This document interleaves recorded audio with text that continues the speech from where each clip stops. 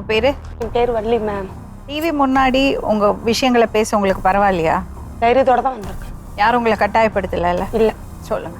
என் பேர் Valli ma'am. First திருமணம் ஆனது வந்து கொடவாசலில் ஆனது. அப்பாவோட அக்கா பையனுக்கு தான் கல்யாணம் பண்ணி கொடுத்துருந்தாங்க.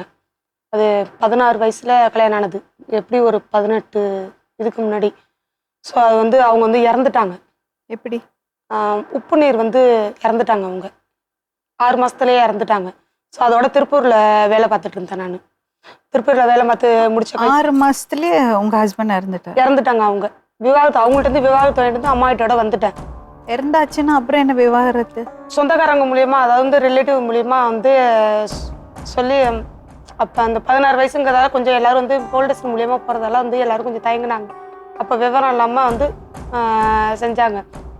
எல்லாருக்கும் முன்னாடி 10 பேர் வச்சு விவாகரத்து பண்ணுறேன்னு சொல்லி பண்ணி விட்டாங்க. அதுக்கப்புறம் தான் அவர் இறந்தாரா? அதுக்கப்புறம் தான் வந்து அதுக்கப்புறம் ஒரு 6 மாதம் கழிச்சு தான் அவங்க இறந்தது. உடம்பு முடியாமல் இருந்து தான் அவங்க இறந்து போனாங்க. இது வந்து இவங்க வந்து அப்பாவோட அக்கா பையன். எங்கள் அப்பாவோட அக்கா பையன் இவங்க. அண்ணி மூலியமா அவங்க வந்து சீர்காழியில் இருக்காங்க. அண்ணி மூலியமா இது வந்து எங்கள் சித்தி பையன், இந்த பையனுக்கு கொடுக்கலாம் அப்படின்னு சொல்லிட்டு கொடுத்தாங்க. ஃபஸ்ட்டு திருமணம் ஆகி 2ஆவதா கல்யாணம் பண்ணி கொடுத்தாங்க இவங்களுக்கு. முதல்ல திருமணமானது யாருக்கு? அவங்களும் அக்கா பையன் தான். அப்பாவோட அக்கா பையன் தான் அவங்க இறந்துட்டாங்க. அதனால வந்து அதை பற்றி இவங்களும் அப்பாவோட அக்கா தான். இவங்களோட அக்கா பையனுக்கு தான் கல்யாணம் பண்ணி. உங்க வீட்டில் யாரெல்லாம் இருக்காங்க? உங்க அம்மா வீட்டில்? அம்மா வீட்டில் வந்து தங்கச்சியை கல்யாணம் பண்ணி கொடுத்துட்டாங்க. திருத்துறைப்பூண்டியில் தங்கச்சியை கல்யாணம் பண்ணி கொடுத்துட்டாங்க. எங்கள் வீட்டில் இப்போ வரைக்கும் இருக்கிறது வந்து என்னோட பொண்ணு இருக்கா. அம்மா தான் வந்து பிறந்ததுல. நீங்க 2 பொண்ணு தான்? நாங்கள் 2 பொண்ணு, ஒரு தம்பி இருக்கான். அவன் தம்பி வெளியில இருக்கான். அம்மா அப்பா என்ன வேலை? அம்மா அப்பா வந்து கூலி தான் வியாபாரம் பண்ணிட்டு இருக்காங்க. கோலமாவு, கருவாடு இந்த மாதிரி எடுத்து அவங்க வியாபாரம் பண்ணிட்டு இருக்காங்க. அப்பா சில சமயத்துல வந்து உப்பு எடுத்துட்டு போவாங்க, கொத்தனார் வேலைக்கு போவாங்க அப்பா. அம்மா வீட்டில் தான் என் பொண்ணு வளர்ந்துட்டு இருக்கா. சரி. அதுக்கப்புறம் 2ஆவது கல்யாணம் பண்ணி கொடுத்தாங்க. 2ஆவது கல்யாணம் பண்ணி கொடுத்தது வந்து பட்டுக்கோட்டையில கல்யாணம் பண்ணி கொடுத்தாங்க. அதுலேருந்து லைஃப் நல்லா தான் போயிட்டு இருந்துச்சு. இப்போ இடையில வந்து பட்டுக்கோட்டையிலேருந்து ஆக்சுவலாக வந்து முத்துப்பட்டங்கிற ஊரில் வந்து இடம் வாங்கிட்டு அங்கே வீடு கட்டிட்டு போவோம் அப்படின்னு சொல்லிட்டு அணைக்காட்டில் இருந்தோம். பட்டுக்கோட்டை. உங்க வீட்டுக்காரருக்கு என்ன வேலை செய்றாரு? அவங்களும் கூலி வேலை தான். கட்டில் வியாபாரம் பார்க்குறாங்க அவங்க.